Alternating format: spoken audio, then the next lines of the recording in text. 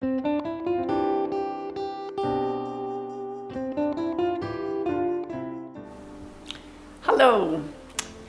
As some of you know, a couple of years ago, I celebrated my 50th birthday with a sort of a fun, creative, and artistic project that I called With Love and Gratitude.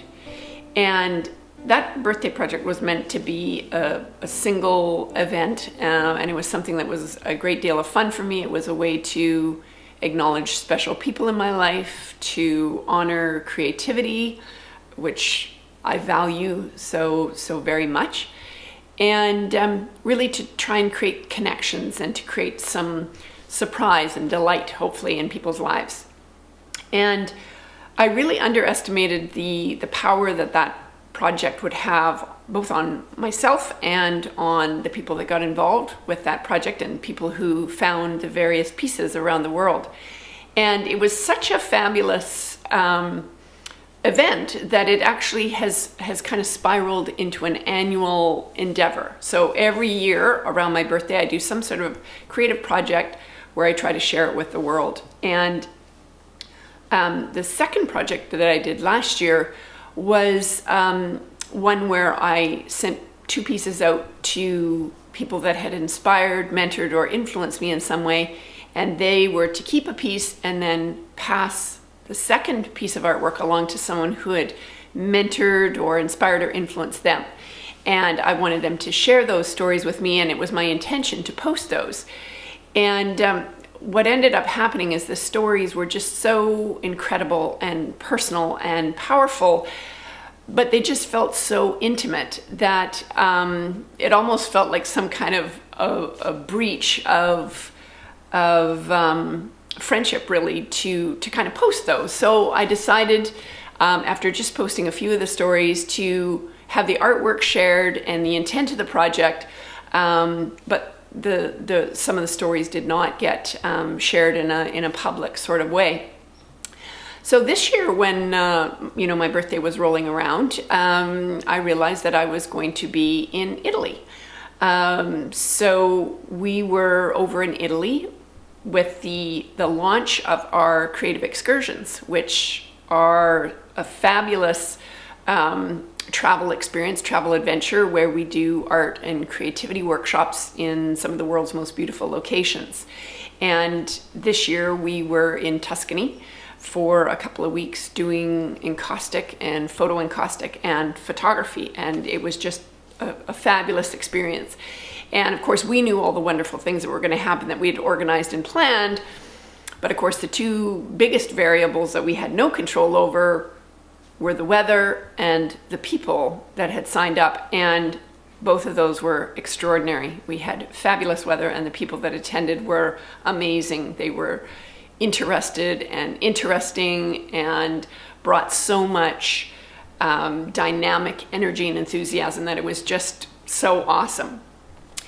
And so what I had decided to do prior to heading over there was to invite the participants to participate this year in that particular endeavor, in the latest birthday project.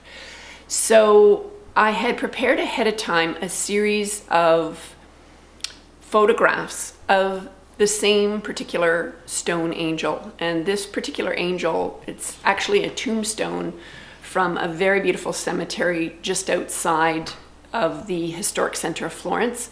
It's a beautiful cemetery that's behind the church of San Miniato al Monte. And I photographed this particular angel over a period of 20 years. And for some reason, this face has just kind of captivated me and seems to express a lot of things: hope,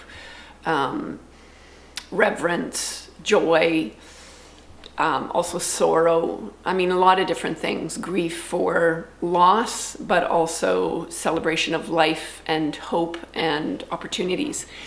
And so I gave everyone that was interested in participating one of these small photographs on panel for them to work up in Encaustic. And you'll see, here's a number of the examples of what they actually created.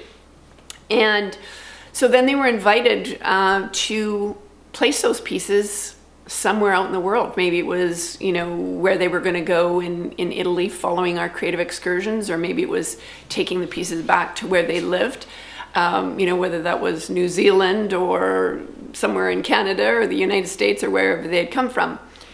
And so I just wanted to share two of several stories that have come back as a result of that project, because I think it is great when we can share and connect in these ways. So one of the participants headed off with a friend of hers into southern Italy. They were going to be carrying on down into the Puglia region and even down into Sicily and so forth. And I was at work one day and I got a email alert with a wonderful message from a man from Dublin, Ireland. And he said that he and his wife had been planning this trip to Italy for many years, and they were down in Sicily in Agrigento, the Valley of the Temples, a very incredible place. And all of a sudden some rain clouds came in, and they were inundated with this intense rain shower. So they ran to the shelter of a 600-year-old olive tree. And in a nook of that olive tree, he spotted something which at first he thought was the Madonna.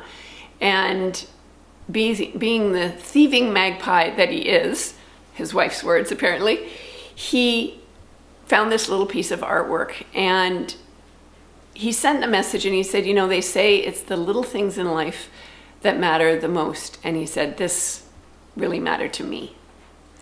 And I so love that story because I just, I think it's so delightful when a piece that was started by someone in Vancouver gets taken to Italy, where someone from, northern BC takes this piece and works it up and travels to Sicily and hides the work, and it gets found from someone from Ireland. And so those kind of stories I just think are super cool. The second story was a woman who was on our trip who is originally from South Africa, who's now living in New Zealand. And she was taking a train from Florence down to Rome. And while seated on the train, a couple of guys got onto the train that at first she thought maybe they were a little sketchy. Maybe, their dress, and she felt a little bit uncomfortable at first. And as she was sitting there, traveling for hours, she was overcome by this intense feeling that she needed to give them her angel piece. And so as the trip was nearing the end, she reached into her bag. She didn't know if they spoke English or not. And she passed one of the gentlemen this piece, and it was the writing part, the description of the project she gave to him face up. And she said he took the piece and read it through very slowly and methodically, and turned the piece over, brought the piece up to his face, and very gently kissed the face of the angel. And he explained to her how that very day they were setting off on a major pilgrimage to India, and that they took this as a sign that they were on the right track, that their journey had been blessed. And she was so overcome by this experience, and she said they were sitting there all of them on the verge of tears, and it was just such an incredible moment. And they wanted to give her something, and she's like, no, that's not the purpose of this. She said, whatever you were planning to give to me, please forward it, give it to someone else as you're on this journey, this sacred pilgrimage that you're on. And I think the thing that I love about these stories and these projects is that creativity is such an incredible gift that each and every one of us possesses. And whether we express it through visual art or writing or parenting or teaching or music, or however it is that we express our creativity, it really is an incredible gift and a privilege, and a way that we can connect and create bridges with one another. It crosses all sectors, all ages, genders, cultural backgrounds. It's the great equalizer, and it's so wonderful to be sharing these creative adventures with you. And as we move forward into this great holiday season, which is before us, and into the new year, it is my wish for you that you are really able to embrace your creativity, that you will foster your creativity, you will give it your time and your energy and your passion, and that you will go out and share it with the world, because it is such a powerful way to connect and to share your love and your passion. So on that note, whatever you're celebrating this holiday season, I hope it is a wonderful time of family and friends and creativity, and hopefully some tasty treats. And I look forward to connecting with you again in the new year.